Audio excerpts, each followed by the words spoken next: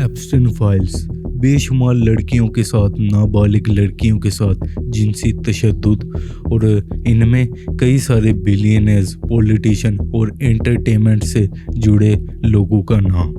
इसकी सारी क्या हकीकत थी, ये आज की इस वीडियो में हम जानेंगे। I was 16 years old. 16. This was me. This is me. When I met Jeffrey Epstein. This is me. इसकी कहानी शुरू होती है एक शख्स से जिसका नाम है जेफरी एप्स्टीन। जेफरी एप्स्टीन जो है 1998 को ये एक अमेरिका की एक जगह जजीरे लिटिल सैम जेम्स पर ये आइलैंड खरीद लेता है और इसके बाद ये जगह एप्स्टीन आइलैंड्स के नाम से ये जगह लोग इसको जानने लग पड़ते हैं। और फिर आता है साल 2005। साल 2005 में एक 14 साल लड़की अपने पेरेंट्स के साथ पाम बीच के इलाके पुलिस डिपार्टमेंट में ये कंप्लेन करते हैं कि कैसे ये हैवान आदमी हमें ये इस 14 साल बच्ची को मसाज की जॉब के बहाने जिनसी तशद्दुद इसने किया। और जब पुलिस ने मज़ीद इन्वेस्टिगेशन की तो पता यही चला कि इसने कई सारी लड़कियों को इस एरिए से $200 की देने के बहाने इसने कई सारी लड़कियों को जिनसी तशद्दुद का निशाना अब तक ये बना चुका हुआ था एप्स्टीन।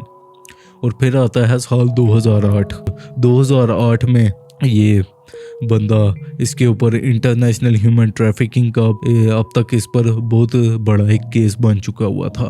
तो इसको 18 महीने की सिर्फ सज़ा होती है। अब ये 18 महीने सिर्फ सज़ा से एक सिर्फ वकील की वजह से ये मिलती है जो कि इसकी सज़ा कम करवा देता है अपने कुछ ताल्लुक रिलेशनशिप्स बना के। वो इस तरह स्ट्रेटजी लगाता है, ये एक सीक्रेट मीटिंग करता है जिसमें ये इसे बताता है कि तुम्हें सिर्फ 2 केसेस में तुमने सिर्फ गिल्टी मानना है। और ये ऐसा ही करता है, सिर्फ 2 केसेस में गिल्टी मानकर इसे सिर्फ 18 महीने की सज़ा होती है। और ये जेल जिसमें जाता है 2008 में, ये इतनी लग्जरी थी। ये जेफरी एप्स्टीन को अपने लग्जरी ऑफिस जो सा इसने बनाया हुआ था, इसको 12 घंटे ये बाहर ही जेल से रहता था और ये सिर्फ 10-12 घंटे सोने के लिए अपनी जेल में वापस आ जाया करता था। और 5 महीने पहले ही इसी को जेल से छुड़वा लिया गया, रिलीज़ कर दिया गया।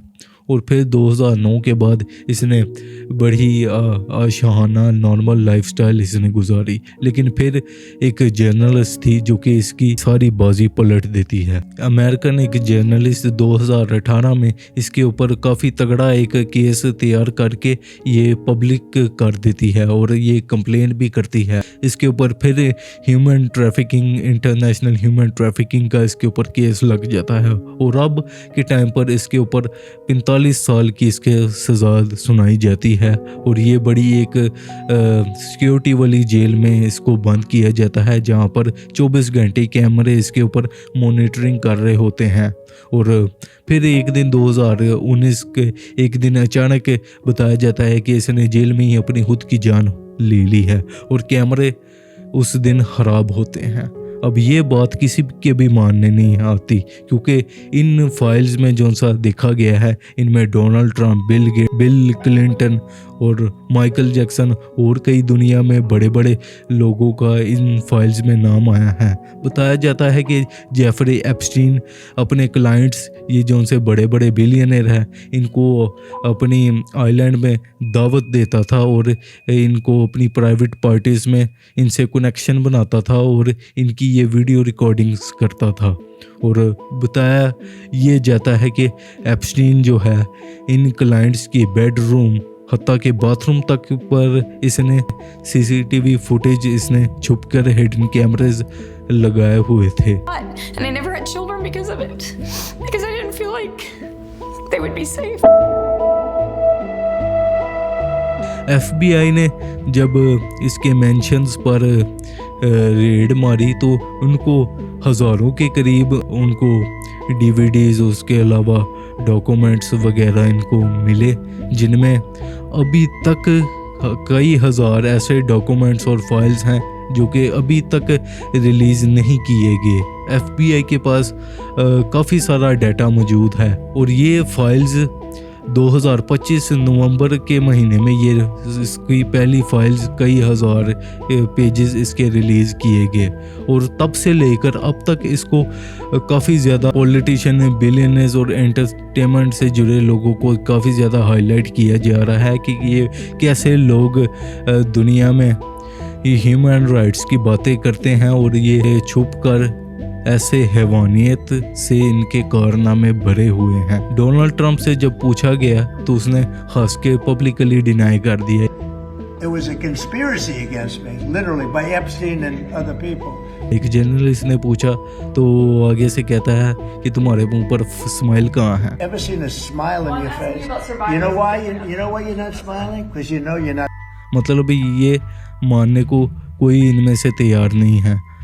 इसका हल ये भी हो सकता है कि यूएस के इलेक्शन जब 2026 के एंड में दोबारा आएंगे तो इसके प्रेसिडेंट इसको सिलेक्ट करने के बजाय अगर कोई और प्रेसिडेंट बना तो फिर ये पकड़ा जा सकता है और प्रेसिडेंट अगर वो बने जिसका इन फाइल्स में नाम ना हो तो फिर ये डोनाल्ड ट्रंप फंस सकता है। और बताया ये भी जाता है कि डोनाल्ड ट्रंप आज के टाइम पर ये जो उनसे ग्रीनलैंड पर कब्जे की बातें कर रहा है और ईरान के सुप्रीम लीडर को हटाने की बातें कर रहा है और उसके अलावा वेनेजुएला के प्रेसिडेंट को इसने किडनैप किया है। बताया यही जाता है कि ये लोगों का ध्यान इन फाइल्स से हटाने की कोशिश कर रहा है। इसके अलावा बिल गेट्स का भी इन फाइल्स में कई बार नाम आ चुका है।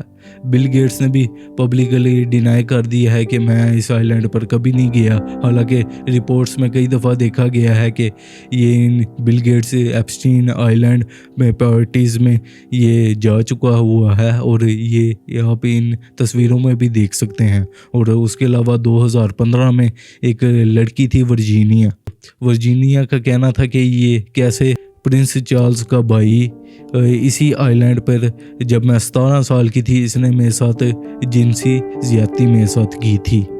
तो उसके अलावा प्रिंस एंड्रयू को प्रिंस के टाइटल से भी हटा दिया गया और ये इनके घर से भी इसे बेघर कर दिया गया और अब ये ब्रिटिश रॉयल फैमिली से अब ये दूर रहता है। ये प्रिंस चार्ल्स का सगा भाई है।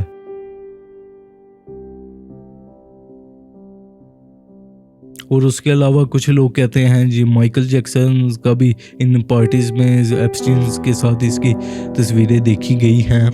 तो कई लोग कहते हैं कि माइकल जैक्सन इन बच्चों को, इन विक्टिम्स बच्चियों को इंसाफ दिलाने की इसने कोशिश की थी, लेकिन ये लोग इतने पावरफुल थे कि माइकल जैक्सन के बस की बात नहीं थी। बहरहाल इनमें और कितनी सच्चाई है ये तो वक्त ही बताएगा। और आपको ये छोटी सी इंफॉर्मेटिव वीडियो पसंद आई है तो लाइक करना और मिलता हूँ आपसे किसी ऐसी ही अगली वीडियो में इंफॉर्मेटिव। और मैं सिर्फ हॉरर वीडियोस नहीं बनाता और तमाम टॉपिक्स पे मैं वीडियो इंशाल्लाह कवर किया करूँगा। और आपको सबको रमज़ान मुबारक हो।